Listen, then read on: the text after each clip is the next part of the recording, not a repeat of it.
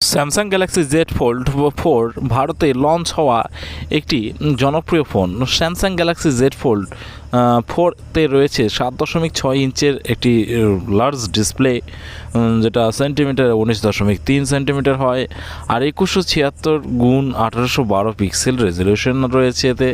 আর QXGA plus dynamic AMOLED 2x infinity flex display type.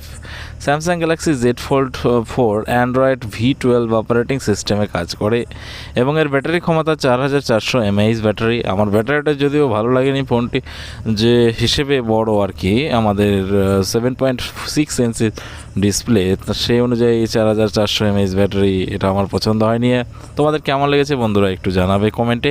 এবং রয়েছে Leone battery. এই স্মার্টফোনটি powered by octa-core 3.2 GHz single core Cortex X2 plus 2.75 GHz, a tri-core Cortex A710 2 GHz, আর quad-core Cortex A5510 processor, এবং রয়েছে Qualcomm Snapdragon 8 plus generation 1 chipset. Camera নিয়ে আলোচনা করা যাক। এছাড়াও স্যামসাং গ্যালাক্সি জেড ফোল্ড 4 এ রয়েছে অ্যাক্সেসেরোমিটার আর ব্যারোমিটার, গাইরো সেন্সর, তারপরে জিও ম্যাগনেটিক সেন্সর, তারপর Hall sensor, proximity sensor, light sensor ইত্যাদি।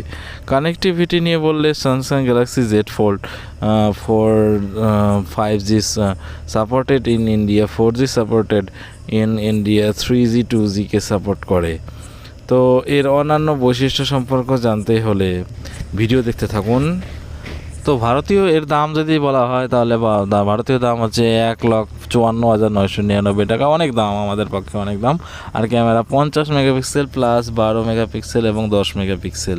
আর ডিসপ্লে 7.6 ইঞ্চেস, একটু আগে বললাম 19.3 centimetre 3 centimetre. Performance Qualcomm Snapdragon 8 plus generation 1, RAM হচ্ছে 12GB, স্টোরেজ 256GB, আর ব্যাটারি 4400 বললাম।